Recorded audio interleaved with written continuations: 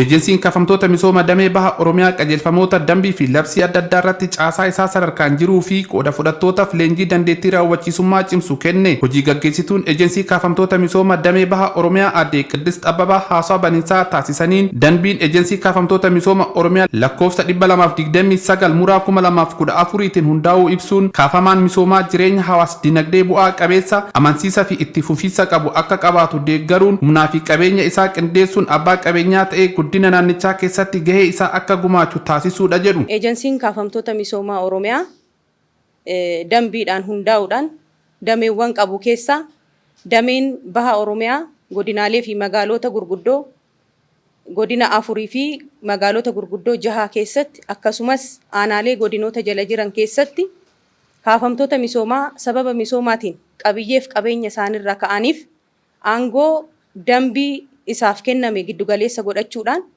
qindoomina seektaraalee adda addaa wajjin akkasumas caasaa akka fookaal parsanii sadarkaa magaalaa, sadarkaa godinaatti, sadarkaa aanaatti jiran wajjin hojiiwwan gurguddoo baroota darban keessatti raawwachaa turee jira.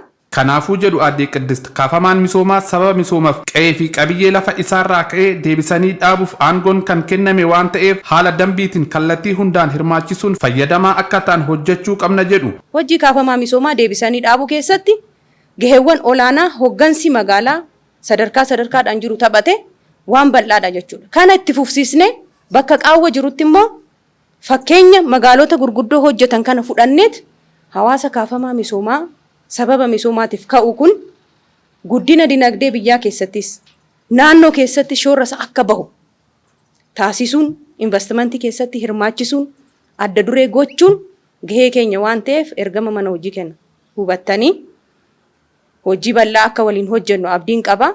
Kanaaf barbaachisummaan waltajjii kana ta'uusaa nu hubattanii akka sirriitti nu qalbeeffattan imaanaa isinii dabarsaa. Bakka bu'aa daayirektara olaanaa ejensii kaafamtoota misooma Oromiyaa obbo Birhaanuu Hayilee gama isaaniin kaafamtoonni misooma gaggeeffamu keessatti hirmaataa fi dorgomaa ta'uun irraa fayyadamaa ta'uu qaba jedhu. Sadarkaa hundatti lafa biyyi tokko guddachuudhaaf misoomni dhimma murteessaadha jechuudha.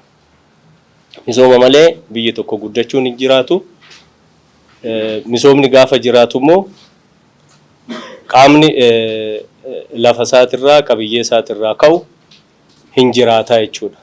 Kanaaf kun waan biyyattii keenya qofa irratti naannoo keenya qofa irratti ta'aa jiru osoo hin ta'in waan addunyaa irratti ta'aa jiru waan addunyaa irratti ta'aa dhufe ta'uu isaati jechuudha. Kanaafis hunduu waan ittiin hojiin kun hojjetamu lafa jira jechuudha.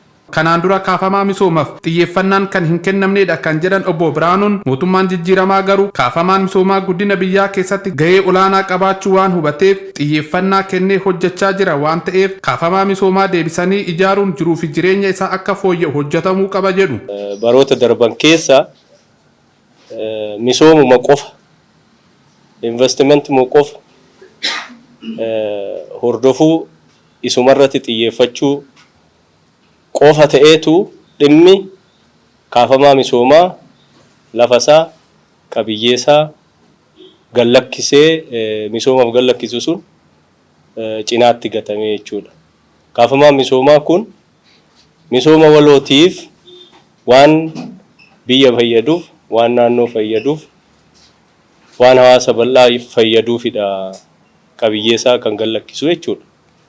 Faayidaa inni dhuunfaadhaan irratti argatu caalaa sanatu caalaa jedhameeti akka inni gallakkisu kan taasifamu jechuudha. Leenjifamtoonni tokko haala leenjii fudhanneen kaafamaa misoomaa haala dambii fi qajeelfamaatiin fayyadamaa akka ta'u ni hojjanna jechuun yaada kennan. Leenjichi baay'ee barbaachisaa fi murteessaadha jechaadha.